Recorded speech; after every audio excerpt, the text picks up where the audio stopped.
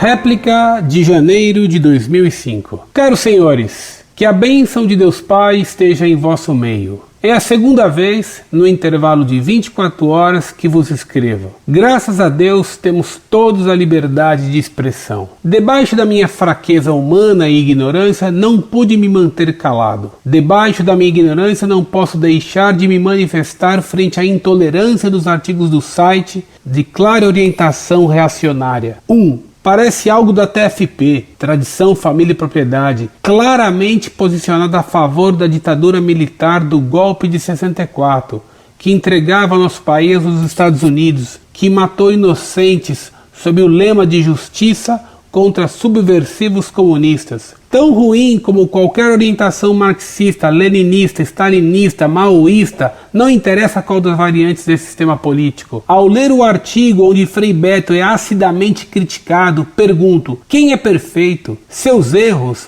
dada a influência de diversas variantes, as quais se influenciam mutuamente, devem ser questão de julgamento puramente humano, lógica humana? 2. Ao ler seu artigo e outros sobre RCC, por exemplo, me vem à mente questionamentos primários. E quem não é católico? Ou, e quem não era católico 1500 anos atrás? Ou, e os índios? Ou, e os negros animistas da África que vivem em regime tribal e nunca tiveram contato com nossa doutrina? Ou, e os homens como Gandhi, que sem ser cristão abraçou e seguiu Cristo muito mais que muitos católicos? Ou, o que Jesus pregou? Regras ou amor ao próximo? O perdão ou a condenação? Por fim me pergunto também, e meu pai? Meu pai é presbiteriano, não vai se salvar por mais que eu interceda por ele? 3. Os padres cantores. E o que os senhores, ao que pude entender são tradicionalistas, fizeram para descer o degrau do altar e se colocar junto com os fiéis? Padres da RCC fazem isso, falam o que o povo entende e os trazem para a verdadeira fé. Sinto muito, mas me cansei de missas e homilias vazias. Os tempos passam, a essência da palavra de Deus nunca mudará, mas é preciso sempre adequar o meio de passá-la. Deveria haver mais diálogo, amor e consideração pelo que a RCC vem fazendo. Por fim, os senhores a atacam destacando seu início protestante e gnóstico. O Papa João Paulo II abençoou. Sinto muito não poder citar quando isso ocorreu. 4. Gostaria de deixar claro que procuro ler muito a respeito de todas as religiões. Repudio gnosticismo, espiritismo, budismo, humanismo, teosofia, antroposofia, etc. E tenho reservas ao protestantismo. Sou católico e considero que os sacramentos são o elo que nos permite receber graças com Deus, juntamente com o Espírito Santo. Mas respeito as pessoas que optam por caminhos diferentes. Não posso julgá-las, mas posso pedir a Deus a graça de sua conversão. Que a paz de nosso Senhor Jesus Cristo esteja convosco. Prezado Senhor, louvado seja nosso Senhor Jesus Cristo. Há pouco respondi uma carta sua tratando da questão do direito e do dever de fazer julgamentos com reto juízo sobre os outros. Mostrei-lhe que o Senhor mesmo, ao condenar fazer julgamentos, nos julgava. De novo hoje, o Senhor cai infelizmente na mesma contradição. O Senhor diz que respeito as pessoas que optam por um caminho diferente. Não posso julgá-las. Mas a nós, o Senhor julga intolerantes de orientação reacionária. O Senhor não vê que no próprio ato de se afirmar tolerante, o Senhor age como intolerante contra nós, que optamos por um caminho diferente do seu? Estou usando suas próprias palavras, argumentando ad hominem, embora não aceite essa maneira de pensar. No segundo ponto de sua missiva de hoje, o Senhor trata da questão da salvação fora da igreja. Mostrei-lhe em certa carta anterior que fora da igreja não há salvação, e que isto é dogma da igreja proclamado pelo Quarto Concílio de Latrão. O Senhor vem então com o sediço argumento de um índio que vivesse no Brasil antes da descoberta. Pergunta como argumento: então esse índio não podia se salvar? Podia se salvar sim, meu caro senhor. Esse índio se salvaria, diz a doutrina católica, se obedecesse toda a lei natural, lei que Deus colocou no coração de cada homem. Diz São Paulo que aqueles que não podem conhecer a verdade católica por uma situação de ignorância invencível, isto é, que não tinham meio algum de conhecer a revelação, eles seriam julgados pela lei natural. Obedecendo essa lei natural, que todos conhecem, eles se salvariam. Tais pessoas, como o índio de que o Senhor fala, não pertencem ao corpo da igreja, mas pertencem à alma da igreja. No terceiro ponto de sua mensagem, o Senhor defende os padres cantores da RCC e os elogia pelo fato de eles descerem o degrau do altar. Sua expressão mesma mostra o erro desses padres, porque o primeiro versículo rezado na missa é: subirei ao altar de Deus. E o Senhor diz: eles descem.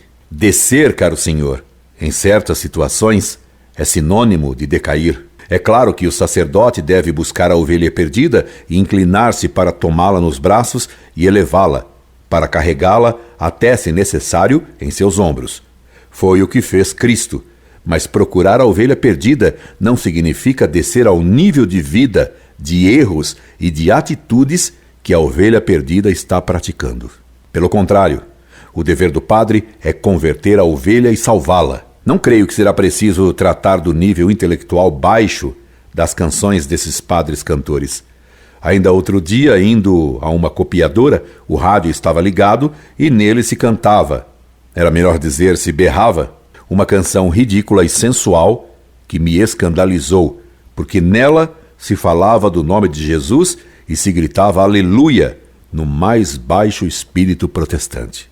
Informaram-me então que aquela profanação do nome de Deus era do padre Marcelo Rossi. Era uma das músicas que as escolas de samba queriam incluir e consta que incluíram nos treinos e desfiles de carnaval. Foi por acaso o carnaval que ficou religioso ou a missa dos padres cantores que ficou carnavalesca? Responda-me com sinceridade. O senhor acha que o carnaval virou católico? Não creio que o senhor, que me parece pessoa séria, vá aderir aos desfiles de carnaval quando o cordão estiver sambando uma canção do padre Marcelo Rossi de tão triste fama. Aliás, Frei Beto recentemente atacou em artigo os padres cantores.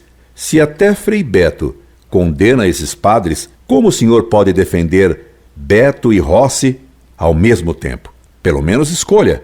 Faça a sua opção. Ainda que qualquer dessas duas opções seja péssima, pelo menos, optando por uma, o senhor terá o valor da coerência. Ficar optando por padres de linha opostas, só porque são padres, não dá. Quanto ao final de sua mensagem, na qual o senhor diz não condenar ninguém por sua opção religiosa e que respeita as pessoas, já mostrei a contradição dessa atitude. Veja agora mais outra. Para o Senhor, Deus não teria fundado uma igreja que tivesse claramente as notas e sinais de que ela é a igreja de Deus. Deus teria sido então pouco sábio, pois deixou o homem em uma situação tal que ele pode facilmente enganar-se ao escolher a religião. Como resultado dessa situação confusa, motivada pela pouca sabedoria de Deus, fundando uma igreja que é difícil de encontrar, o homem teria direito de escolher então aquela que lhe parecesse melhor.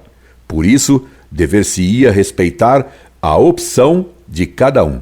Cada homem escolhe a religião que quiser. Meu caro Senhor, essa maneira de raciocinar blasfema contra Deus.